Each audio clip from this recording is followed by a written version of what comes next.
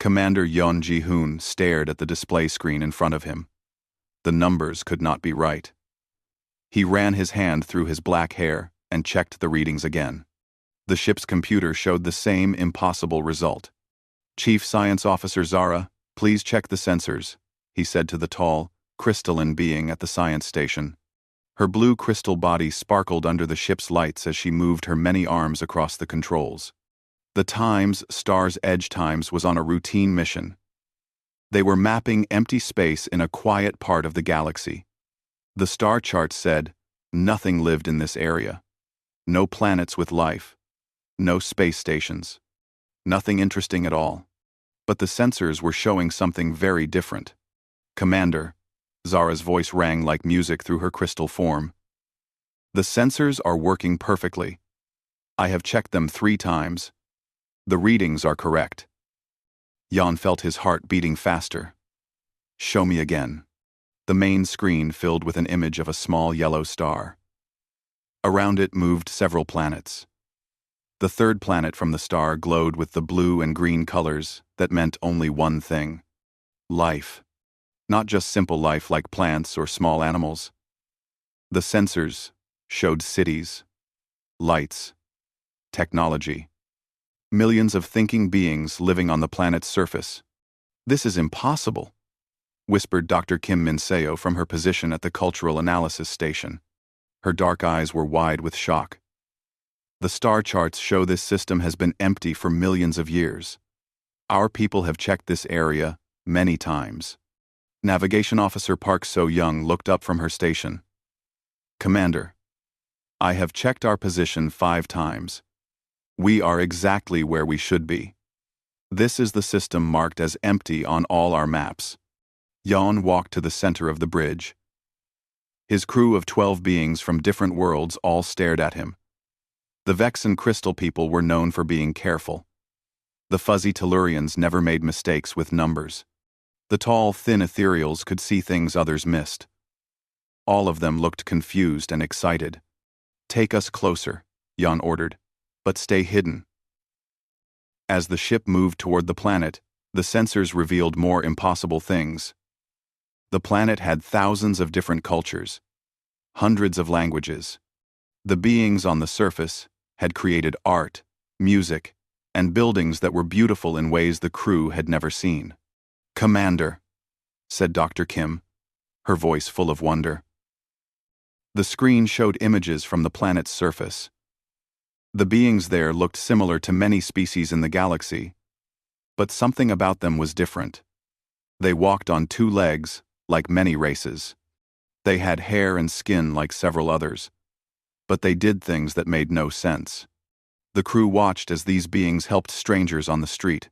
They created music and art with no practical purpose. They built things that were beautiful instead of just useful.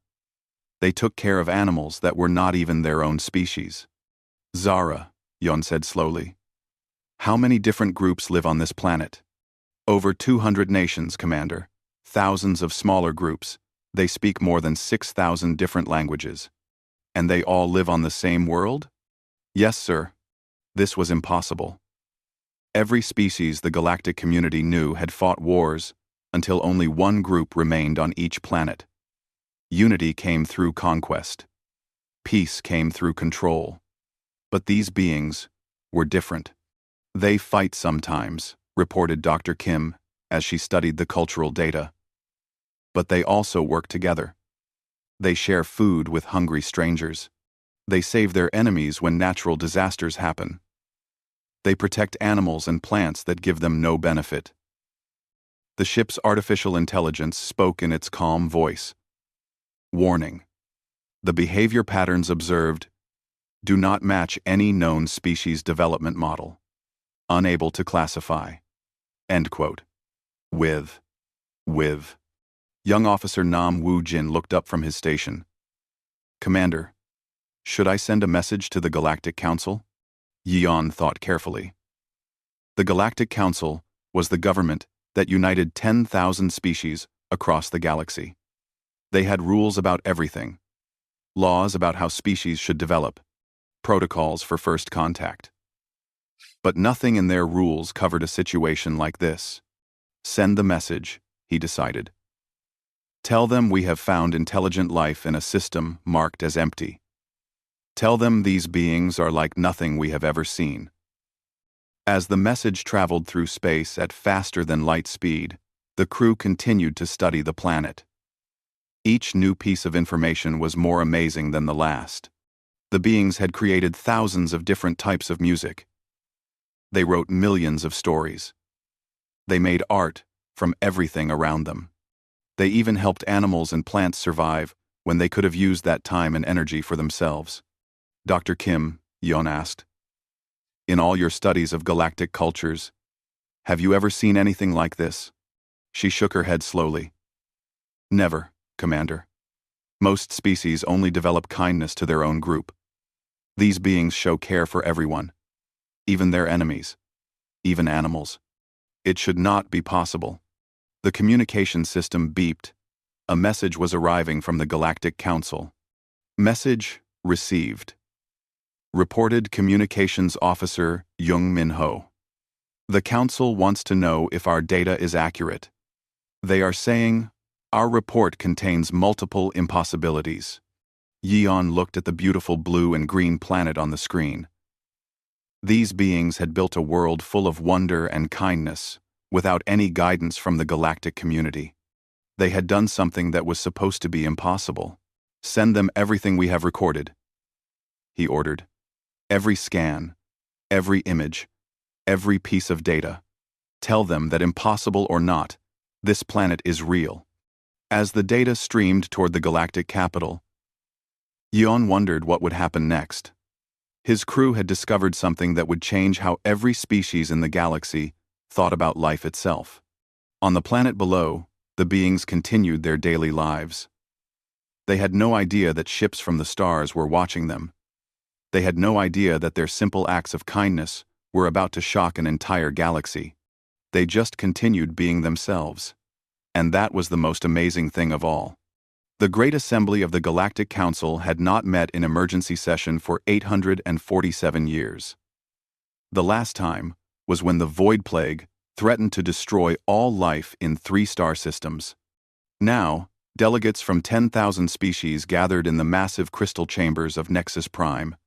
Council leader Takax stood at the center of the Great Hall.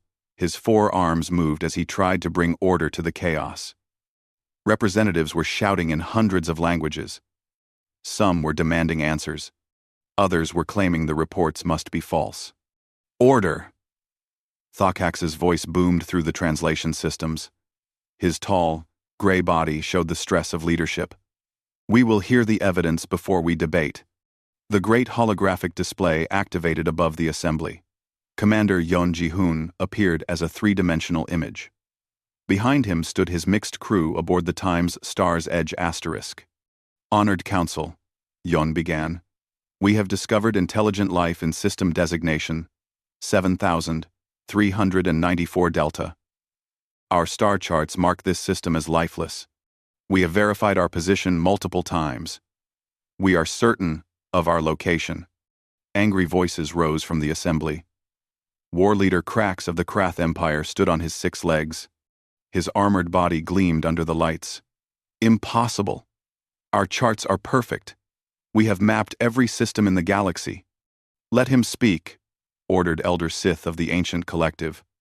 Her energy form flickered blue and gold.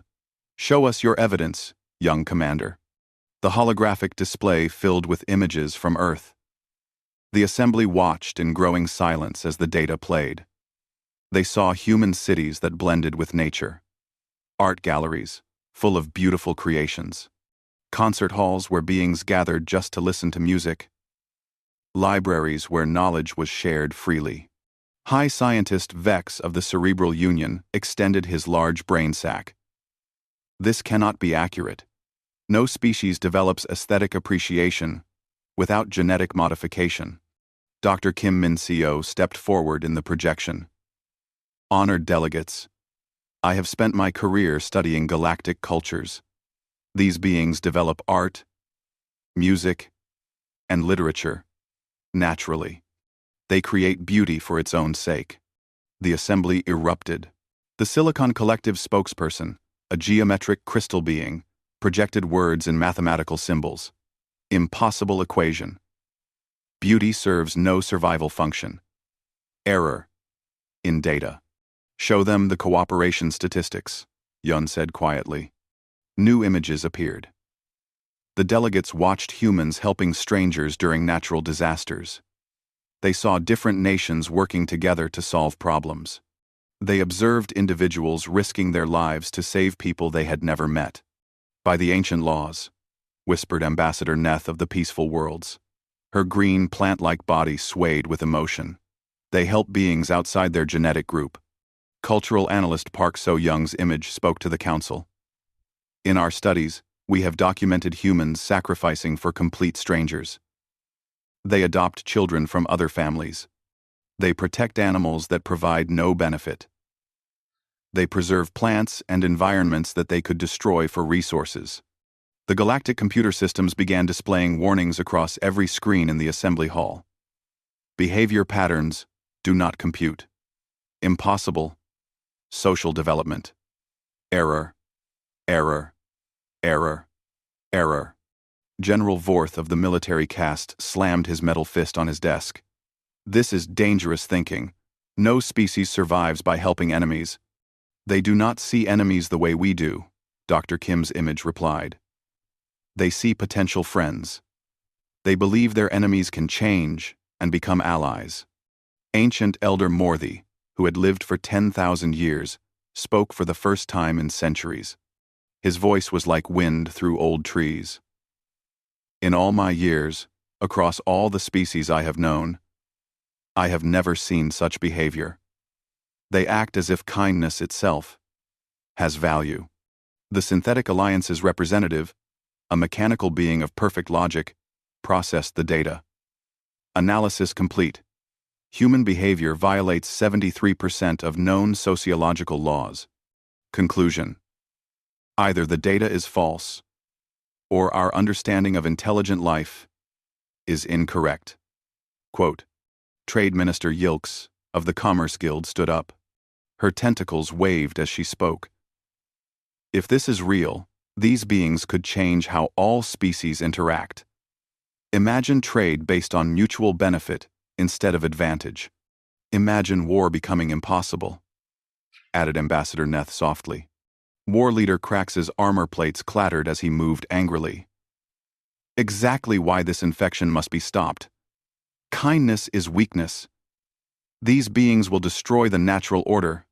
High Philosopher Qded of the Thought Realms projected his ideas directly into every mind present. Natural order? Perhaps what we call natural is simply what we have chosen to accept. Perhaps these beings show us what life could be. The debate continued for hours. Some delegates demanded immediate military intervention to correct humanity's dangerous development. Others wanted to study these beings carefully. A few suggested that maybe humans were right and the galaxy was wrong. Emergency alerts began flashing on communication screens throughout the hall. Navigation Controller Hess announced, "Urgent message from the Rim territories. Multiple civilizations are dispatching fleets toward the human system. First contact appears inevitable." Quote, the assembly fell silent. The implications were clear. If hostile species reached Earth first, humanity's unique development could be destroyed forever. Elder Sith's energy form brightened. We face a choice that will define our civilization's future. Do we protect this discovery, or allow it to be destroyed? Council Leader Thakax looked around the Great Hall. 10,000 species represented here, and most had never agreed on anything. But the evidence from Earth was changing how they thought about everything. We must vote, he announced. All in favor of immediate protective measures for the human homeworld. The voting began. Green lights for protection. Red lights for non-interference. Blue lights for military intervention. Yellow lights for scientific study only. As the lights flickered across the vast assembly, another urgent message arrived. Security Chief Dex's voice cut through the chamber. Unknown fleets detected moving toward the human system. Multiple signatures suggest both peaceful and hostile intentions. Estimated arrival: 72 standard hours. The voting stopped. Every delegate realized the same thing. Whatever they decided, other forces were already moving. The galaxy's most peaceful discovery was about to become its greatest test. Emergency protocols activated. Thocax declared, "We will reconvene in 6 hours with preliminary protection measures. May the ancients help us make the right choice."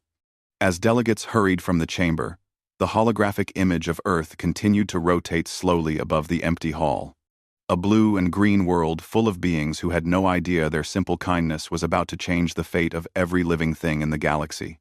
Ships from across the galaxy appeared in the dark space beyond Earth's solar system. Each fleet had traveled faster than light to reach this quiet corner of the universe. None of them had come for the same reasons.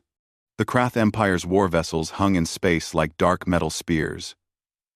War Commander Thesh studied the small blue planet through his battle helmet.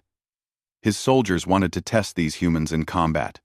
The Empire had heard about their cooperation and wanted to see if it made them strong or weak in battle. Nearby, the elegant ships of the Ethereal Collective floated like silver dreams. Elder Mind Yara reached out with her thoughts toward the planet below. Her people had traveled here to understand human creativity. How could beings make art and music with no purpose except beauty? The ancient observers had not left their home systems in 3,000 years. Now 5 of their massive world ships drifted at the edge of the solar system. Elder Keth spoke to his fellow ancients through mind links. "We have seen the rise and fall of 1,000,000 species. Never have we witnessed anything like this." On Earth, Dr. Lee Sujin worked late in her laboratory at the SETI Research Center. She pointed her radio telescopes toward the stars, searching for signs of alien life. Her computer screens showed only empty space and background radiation. She had no idea that dozens of alien fleets were watching her planet from the darkness beyond her moon. The irony was not lost on the galactic observers. The beings they had come to study were desperately trying to find exactly what was hiding in their own solar system. In space, the fleet commanders held tense meetings through quantum communication. Each species believed their approach to contact was correct. "These humans must be tested," War Commander Thesh declared during a 3-way conference. "We have heard they cooperate. But will they fight when they must? Will they protect their weak? Will they show courage when facing death?" Elder Mind Yara's thoughtful voice responded, "Violence is not the answer. We should study their art first. Their music. Their stories. These will tell us who they really are inside. Also, they really are inside." Ancient observer Keth projected his old wisdom to both commanders. "You both assume contact must happen immediately. Perhaps we should simply watch, learn, understand before we act." End quote. Young officer Nam Woojin, aboard the Times Star's Edge Times, listened to the debates between fleets. An idea formed in his mind. It was risky, but it might answer everyone's questions without revealing their presence too early. "Commander Yon," he said quietly, "what if we could test how humans react to danger without showing ourselves?" Yon looked at his young officer with interest. "Explain." "There is a large asteroid in the outer system," Nam continued. "We could use tractor beams to adjust its path slightly. Make it appear that a natural disaster threatens their world. Then, we observe how they respond to possible extinction." The plan was shared among the fleets. After much debate, most commanders agreed. They wanted to see how humans reacted when facing the end of their world. The asteroid was redirected carefully. It would not actually hit Earth, but human scientists would calculate that it might.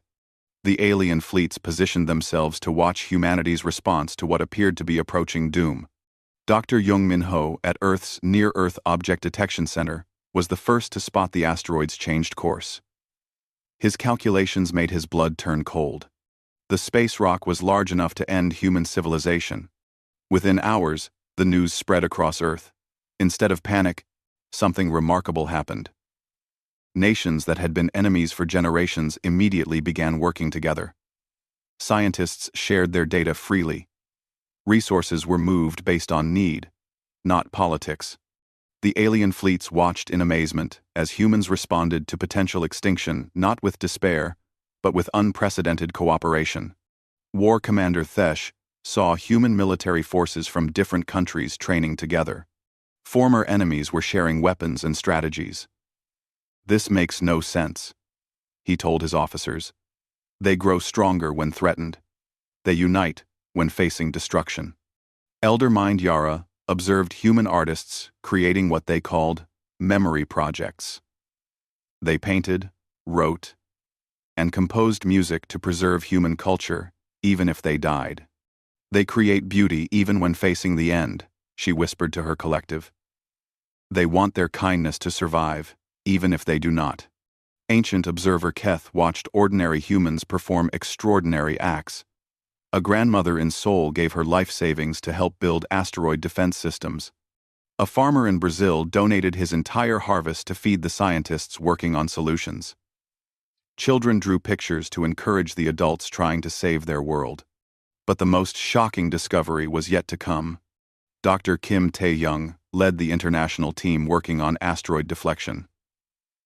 As he studied the space rock's composition and trajectory, he began to notice things that did not fit natural patterns. "Dr. Shin Ye-jin," he said to his colleague at the radio telescope array, "are you detecting any unusual signals from the outer system?" She checked her data carefully. "Yes, actually. Very faint signals that seem almost like someone trying very hard not to be detected." Meanwhile, environmental scientist Dr. Park Soo-young made a discovery that stopped her in her tracks. As humans worked desperately to save their world, they were also trying to save every other species on Earth. Money and effort that could have gone to human survival was being used to protect animals and plants. The alien observers recorded this with growing shock. Humans facing extinction were actively working to save beings that could not help them survive. In space, the fleets began to understand something that changed everything. This was not just another intelligent species. This was something entirely new in the universe. A species that became stronger when threatened with destruction. A species that saved others, even when they needed saving themselves. Commander Yun spoke to the gathered fleets. "We came here to study an anomaly. What we have found is something that might save us all." War Commander Thesh's voice was quiet with wonder. "They do not just cooperate with their own kind. They try to save everyone, even beings that cannot help them, even when they might die themselves." Elder Mind Yara's thought song was full of amazement. "Their creativity is not just about beauty. It is about hope. They create because they believe tomorrow can be better than today." Ancient observer Keth spoke with the wisdom of ages. "In 3,000 years, I have never seen a species like this. They do not just survive. They inspire others to want to survive too." The asteroid crisis continued for days. The alien fleets watched as humans worked together with increasing unity and determination. Every observation confirmed the same impossible truth. Humanity was not just another intelligent species. They were something the universe had been waiting for, without knowing it. As the fleets prepared for the most important decision in galactic history, signals began arriving from the deep void between galaxies. Dark forces had detected the transmissions about humanity. Ancient enemies of peace and cooperation were mobilizing their fleets. The galaxy's most wonderful discovery was about to become its greatest battle. The decision could not wait any longer. Dark energy signatures were moving through the void between galaxies. Ancient enemies of compassion had detected the signals about humanity and were coming to destroy what they saw as a dangerous infection of kindness. Commander Yeon Ji-hoon stood before the assembled fleet commanders in the quantum communication chamber. Representatives from dozens of species appeared as holograms around him. The debate had raged for hours. "We cannot hide from them forever." Jan argued passionately. Every day we wait, the dark forces grow closer. If we are going to protect humanity, they need to know what is coming. War Commander Thesh's armored form flickered in the display.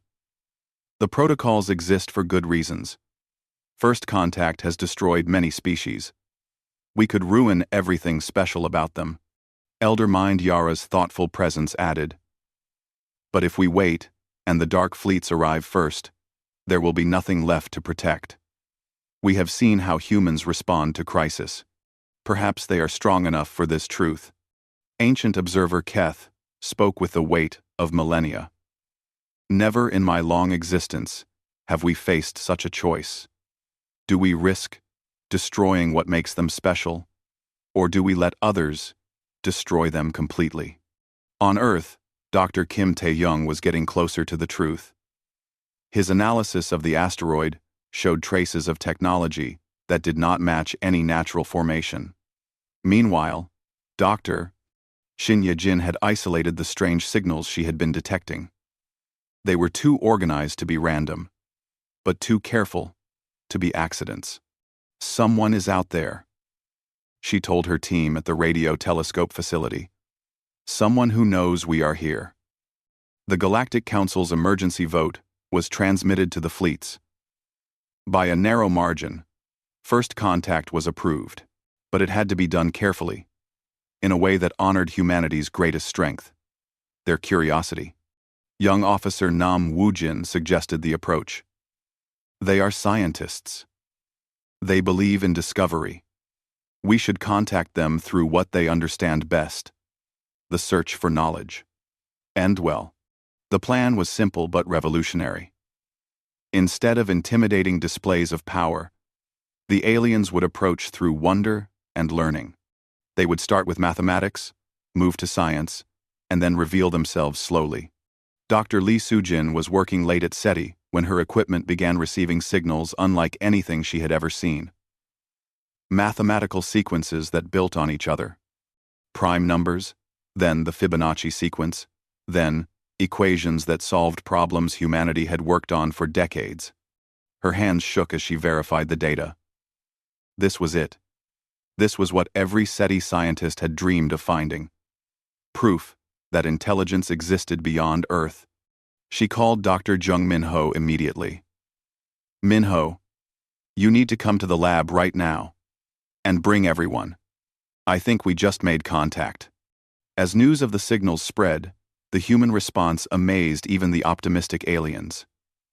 Instead of fear or panic, humans responded with excitement and wonder. Social media filled with celebration. Scientists around the world began working together to decode and respond to the messages. Dr. Park So-young led the international response team.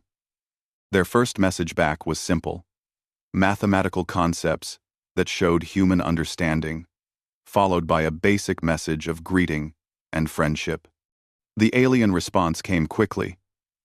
Star maps showing the local galaxy, peaceful symbols, scientific data that would help humanity understand their place in the universe. And finally, a simple message translated into every human language. You are not alone. You are extraordinary. We come in peace. Humanity's response surprised even the most optimistic alien observers. Instead of demands for technology or weapons, humans immediately asked if their new friends needed any help. Dr. Jung Min-ho led the human delegation in expressing gratitude for contact and offering to share everything humans had learned about cooperation and peace. The first cultural exchange began tentatively. Humans shared their music, with symphonies and folk songs from every continent. They transmitted art from ancient cave paintings to modern digital creations. They sent stories of cooperation, love, and hope. The aliens shared in return. Star maps showing the beauty of distant worlds, technologies for healing and building, tales of ancient civilizations, and the long history of the galaxy. Commander Yeon established the first direct communication link with Earth scientists. His image appeared on screens worldwide as the first alien human beings had ever seen. Dr. Park, he said gently. My name is Yon Ji-hoon. I am the commander of a ship from a peaceful alliance of many worlds. We have been watching your planet, and we are amazed by what we have seen. Dr. Park stared at the alien commander, who looked remarkably like a human, but with slight differences that marked him as from another world. Commander Yon, we have so many questions.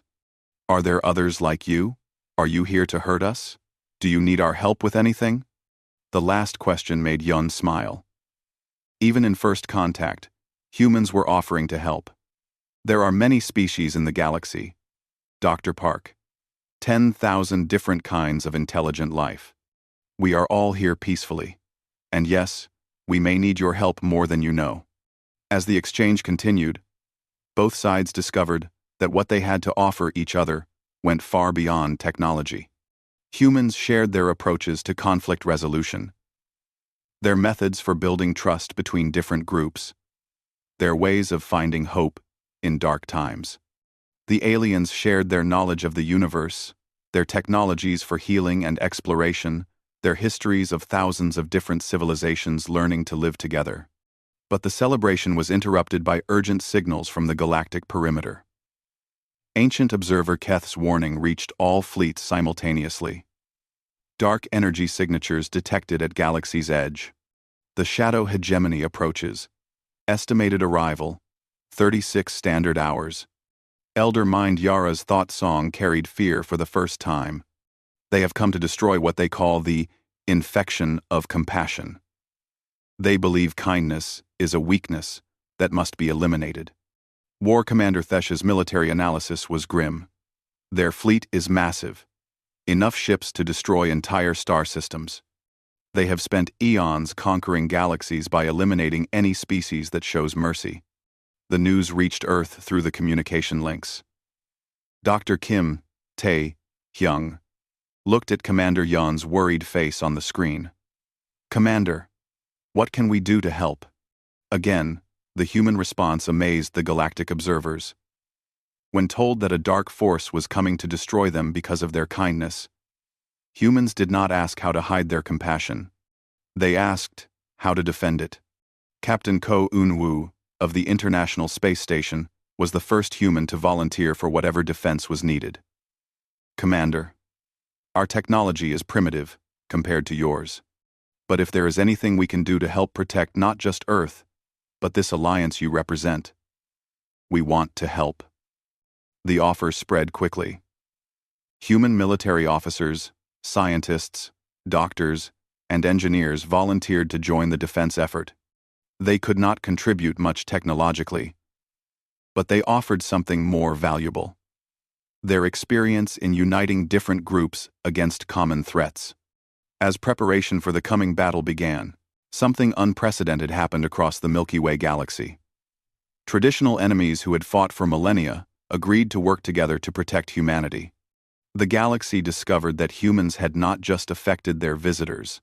Their example had begun changing everyone who learned about them. The universe's most peaceful discovery was about to become its greatest test.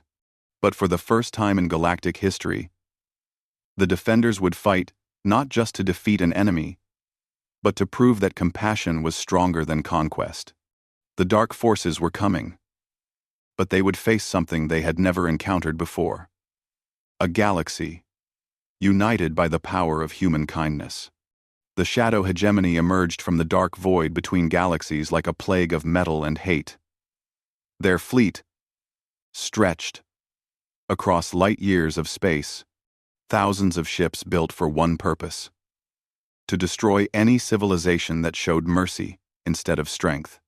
Supreme Destroyer Vex stood on the bridge of his flagship, the Time's Eternal Darkness *. His species had evolved beyond emotion millions of years ago. They saw compassion as a disease that weakened the strong and protected the weak. When they learned about humanity, they decided to act before this infection could spread. All fleets, Vex commanded through the dark network, prepare for sterilization protocol. We will destroy the human homeworld first, then eliminate any species showing signs of contamination. Fleets. All fleets. But something unprecedented was happening across the Milky Way galaxy. Traditional enemies who had warred for millennia were working together. The Krath Empire's war fleets flew alongside the peaceful ethereal collective's ships. Ancient species that had never agreed on anything united under one purpose: protecting humanity. War Commander Thesh found himself giving orders to species he had fought against for centuries. Vexen crystal ships take point formation. Ethereal mind ships provide coordination. All species maintain defensive positions around the human solar system. The sight was impossible by all galactic history. Over 50 different civilizations had put aside millions of years of conflict. Their combined fleet was larger than anything seen before in the galaxy. On Earth, the response continued to amaze their alien allies. When humans learned about the approaching threat, they did not hide behind alien protection. Captain Ko Un-woo led thousands of human volunteers who insisted on joining the defense fleet.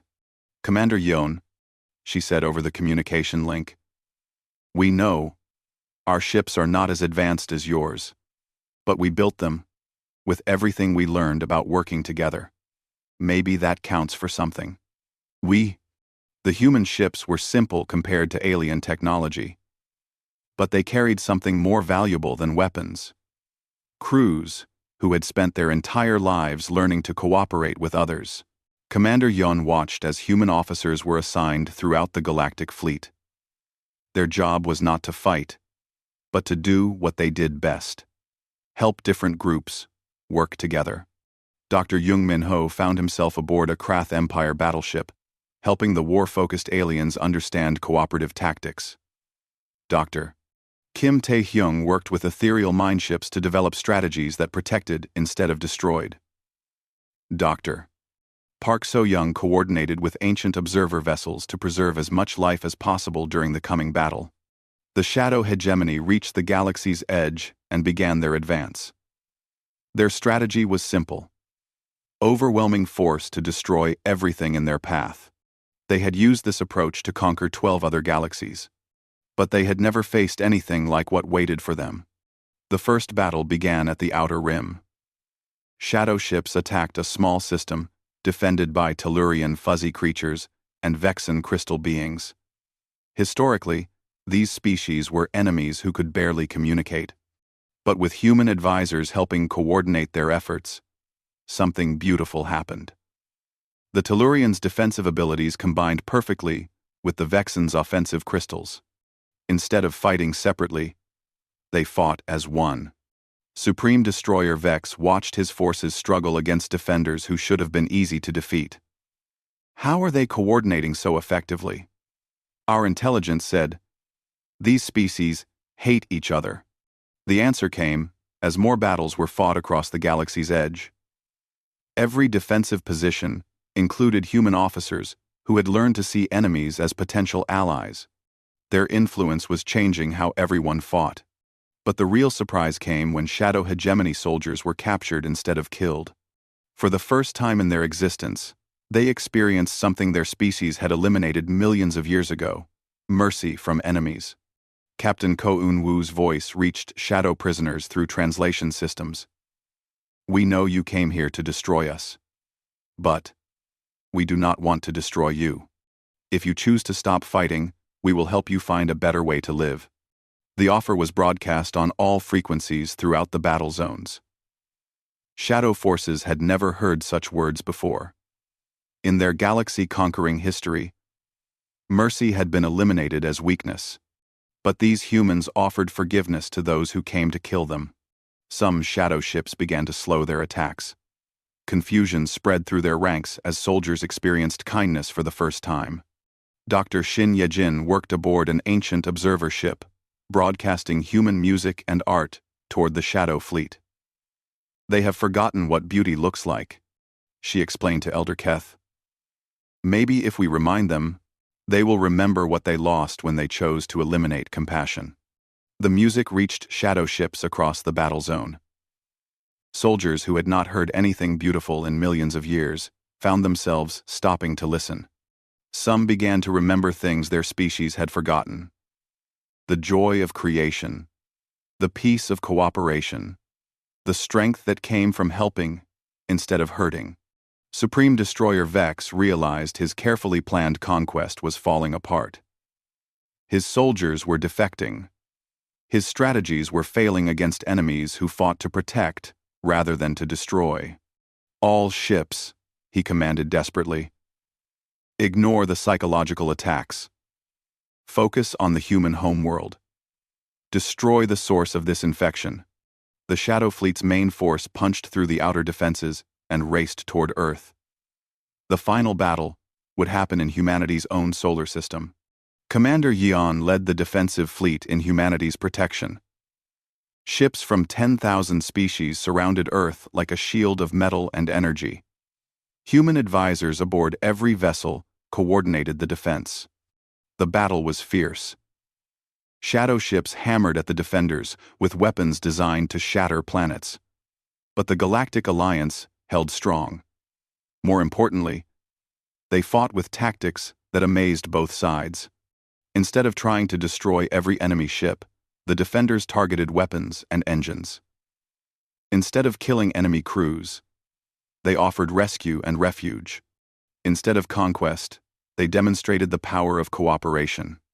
Young officer Nam Woojin, now commanding his own ship in the battle, broadcast a message across all channels.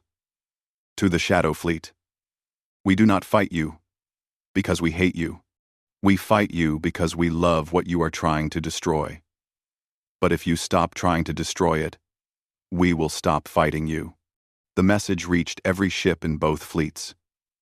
Shadow soldiers who had never been offered an alternative to conquest found themselves questioning everything they believed. The tide turned when entire shadow ships began switching sides mid-battle. Crews who experienced forgiveness instead of destruction chose compassion over conquest.